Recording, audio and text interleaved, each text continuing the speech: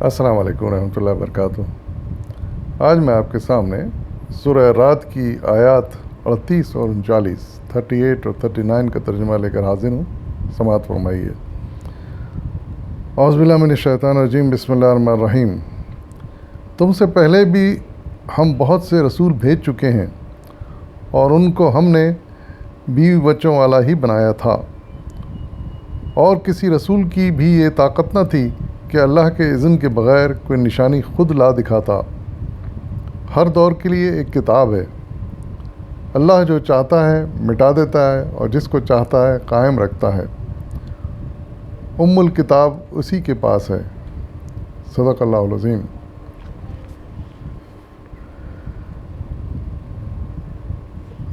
ان آیات میں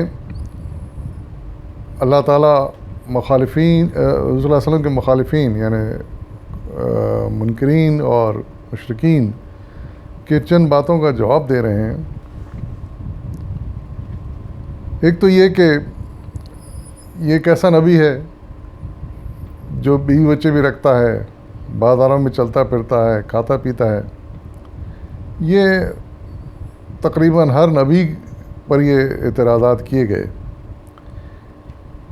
تو اسی بات کا اللہ تعالیٰ اس آیت میں جواب دے رہے ہیں کہ جتنے بھی رسول و نبی آئے ہیں وہ تقریباً سب بیوی بچوں والے تھے اور کھاتے تھے، پیتے تھے، سوتے تھے اور بازاروں میں چلتے پھرتے تھے۔ تو اس میں تعجب کی کیا بات ہے؟ اللہ تعالیٰ کے یہاں نبوت کا معیار تو صرف ان کا کردار تھا،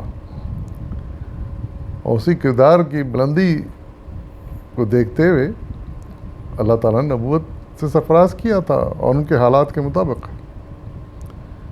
اور پھر ایک اعتراض یہ تھا کہ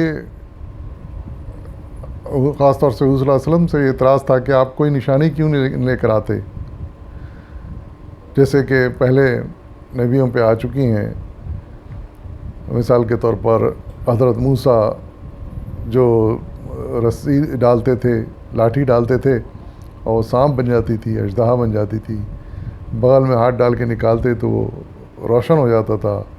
حضرت عیسیٰ علیہ السلام مردوں کو حکم دیتے تھے تو وہ زندہ ہو جاتے تھے۔ بہت ہی سخت بیماری میں مبتلا کوڑھی جسے کہتے ہیں لوگ، ان کو اپنے ہاتھ سے شفا دے دیتے تھے، اپنی دعا سے شفا دے دیتے تھے۔ تو اس طرح کی کوئی نشانی آپ کیوں نہیں دکھلاتے؟ تو اس کا جواب بھی اللہ تعالیٰ یہاں دے رہے ہیں کہ کسی رسول کی یہ طاقت نہیں تھی کہ وہ اپنی طرف سے کوئی معجزہ دکھاتے، کرامت دکھاتے، کرشمہ دکھاتے۔ یہ تو اللہ تعالیٰ کے حکم سے ہوتا تھا یہ کام، اور اس کا انتظام کرنے والے اور اس کا حکم دینے والے اللہ تعالیٰ کی ذات ہے جو ان سے اس طرح کے کام لیتی تھی۔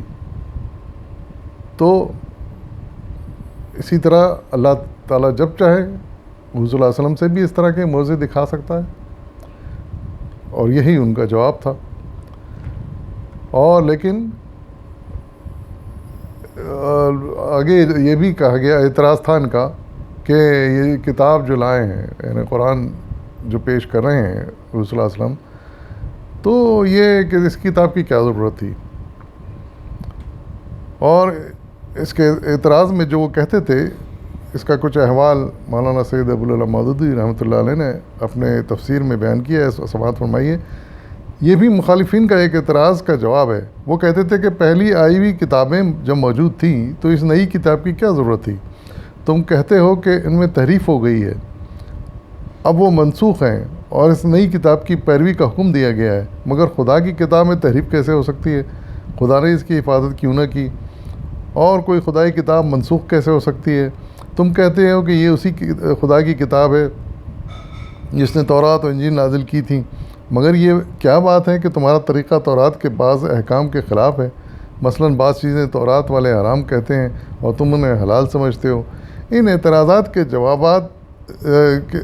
جوابات بعد کی صورتوں میں زیادہ تفصیل سے دیے گئے ہیں، یہاں ان کا صرف ایک مختصر جامع جواب دے کر چھوڑ دیا گیا ہے۔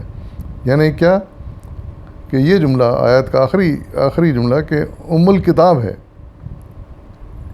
یعنی اللہ تعالیٰ کے پاس ایک ام الکتاب ہے. ام الکتاب سے مراد یہ ہوئی کہ ایسی کتاب جس سے ساری کتابیں وجود میں آئیں، جس سے نکل کر ساری کتابیں پیش کی گئیں، خواہ تورات ہو، انجیل ہو، زبور ہو، اور یہ قرآن مجید بھی. تو اللہ تعالیٰ نے جب مناسب سمجھا اور جس طرح مناسب سمجھا ان کو بھیجا. ان میں جو تبدیلی کرنی حالات کے لحاظ سے ضروری تھی اللہ تعالیٰ نے وہ کی. ہمارا کام صرف یہ ہے، اور ان کو کافروں کو بھی یہ سمجھایا گیا تھا کہ بھائی جو اللہ تعالیٰ کے حکم سے ہو رہا ہے اس کو من و مان لو، اس پہ اعتراض کرنے کی نہ تم جرات کرو اور نہ تم اس کے اہل ہو. تو یہ چند وضاحتیں اور یہ چند اعتراضات تھے اور ان کی وضاحتیں اللہ تعالیٰ نے حضور صلی اللہ علیہ وسلم کے ذریعے ان کافروں کے سامنے پیش کیں. وآخر دعوانا والحمد للہ رب العالمین.